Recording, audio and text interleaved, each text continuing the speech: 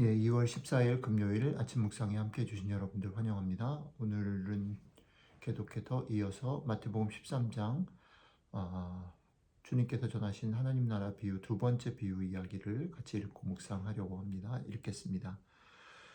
예수께서 그들 앞에 또 비유를 들어 이르시되 천국은 좋은 씨를 제 밭에 뿌린 사람과 같으니 사람들이 잘 때에 그 원수가 와서 곡식 가운데 가라지를 덧뿌리고 갔더니 싹이 나고 결실할 때에 가라지도 보이거늘 집 주인의 종들이 와서 말하되 주여 밭에 좋은 씨를 뿌리지 아니하였나이까 그런데 가라지가 어디서 생겼나이까 주인이 이르되 원수가 이렇게 하였구나 종들이 말하되 그러면 우리가 가서 이것을 뽑기를 원하시나이까 주인이 이르되 가만두라 가라지를 뽑다가 곡식까지 뽑을까 염려하노라 둘 다 추수 때까지 함께 자라게 두라 추수 때에 내가 추수꾼들에게 말하기를 가라지는 먼저 거두어 불사르게 단으로 묶고 곡식은 모아 내 곡간에 넣으라 하리라. 아멘. 저희는 첫 번째 비유, 소위 네 가지 밭이 각각 다른 밭이라기보다는 한 밭에 있는 네 가지의 형편들이라는 그런 그 예수님 당시의 상황들을 기초로 해서 이 비유들을 좀 읽는 그런 연습들, 그런 묵상들을 했습니다. 그에 이어서 주님께서 두 번째 비유를 제자들에게 얘기하셨습니다. 이 비유를 생각하면서 이것을 먼저 좀 한번 질문해 보면 좋겠다는 거지요. 신앙생활이나 우리의 삶에서 우리는 빨리 정답을 알려달라고 말합니다. 그래서 하나님의 음성을 듣고 싶습니다. 하나님의 뜻이 무엇인지 알려주세요. 이렇게 하는 게 맞는지 저렇게 하는 게 맞는지 알려주세요. 목사님 이게 옳습니까? 틀립니까? 우리는 정답을 구하죠.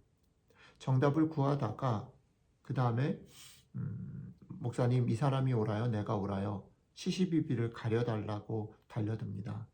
또 조금 더 나아가면 왜 옳지 않은 사람들이 이렇게 이기는가? 또 왜 공평치 않은 일들이 우리 가운데 여전히 있는가를 따지기 시작합니다. 자, 이런 어떤 멘탈리티를 가지고 우리는 우리 자신에게 적용하죠. 그래서 우리 자신을 되게 많이 질책합니다. 많은 그리스도인들의 경우에 있어서 끝없이 자기가 잘못한 것들을 찾아내고 그렇게 자기를 이렇게 스크린 아웃 한다고 할까요? 자기 점검을 먼저 하는 거죠. 말을 할 때나 이렇게 할 때. 또 내 주변의 사람들을 대할 때도 그런 날이 곤두서 있습니다. 교회도 가정도 순수함을 지키는 일에 우리의 신앙에 되게 최고의 우선순위를 둡니다.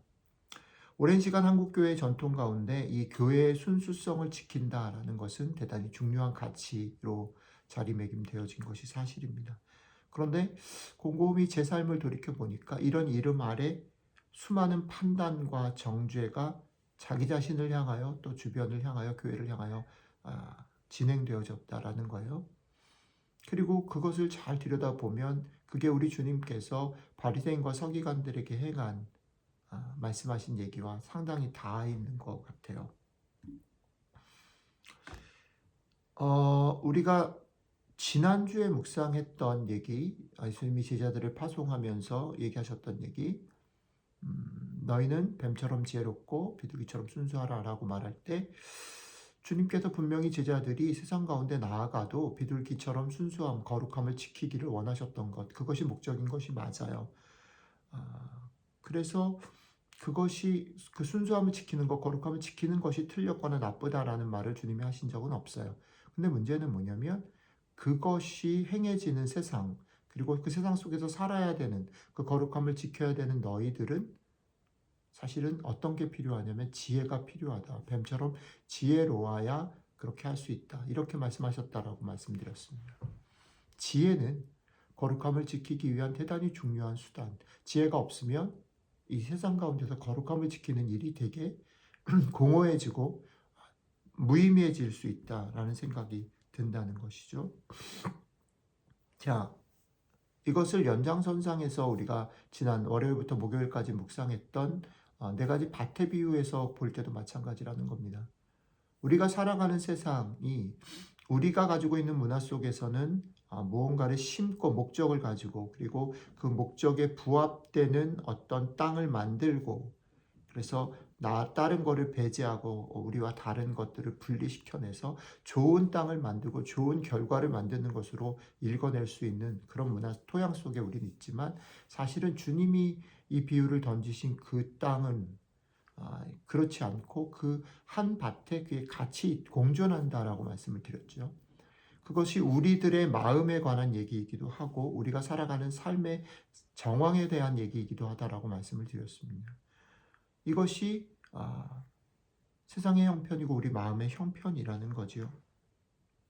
우리가 살고 있는 세상은 완전히 갈아엎어서 옥토로 만들어야 하는 세상, 우리의 마음밭은 완전히 갈아엎어서 버릴 거 버리고 옥토가 되어지는 마음일 수 없다라는 겁니다.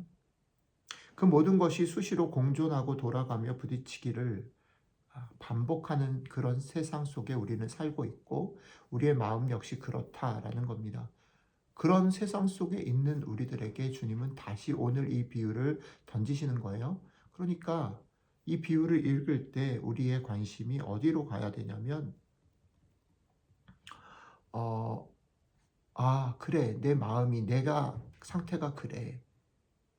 받아들이시고 내가 살고 있는 세상이 그래 만만치 않아 받아들여야 한다는 거죠.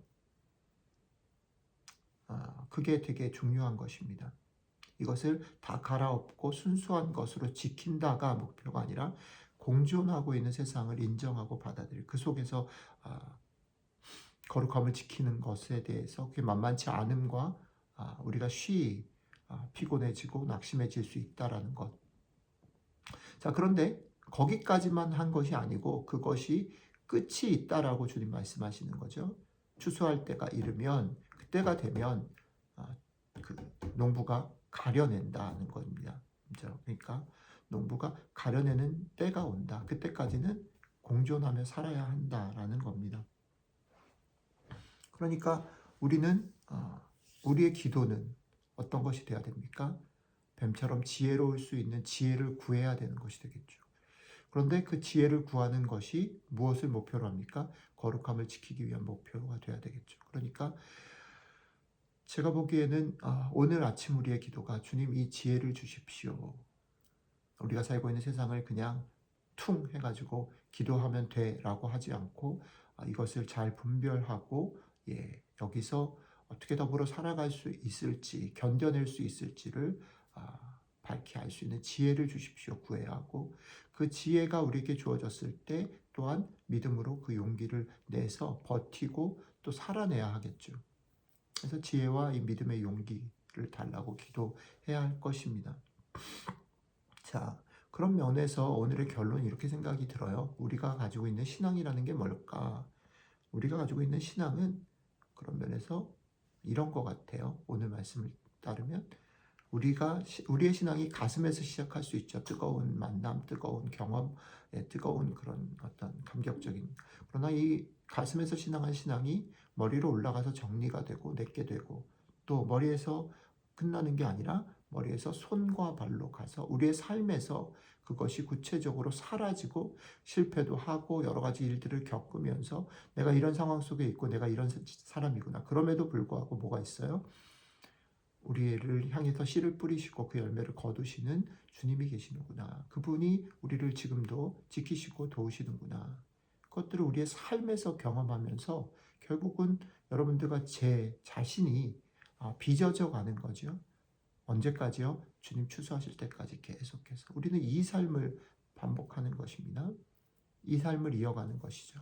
오늘 하루도 그러니 지혜를 구하십시오. 그리고 지혜를 실천할 수 있는 믿음의 용기를 구하십시오. 그리고 이 모든 것이 우리의 기도를 들으시는 하나님께서 우리와 함께 계시는 것들을 믿고 그 약속을 믿는 믿음으로 주시는 지혜와 용기들을 사용해서 우리들의 삶 가운데 우리들을 만들어가는 복된 하루가 되시기를 주님의 이름으로 축복합니다. 기도하겠습니다.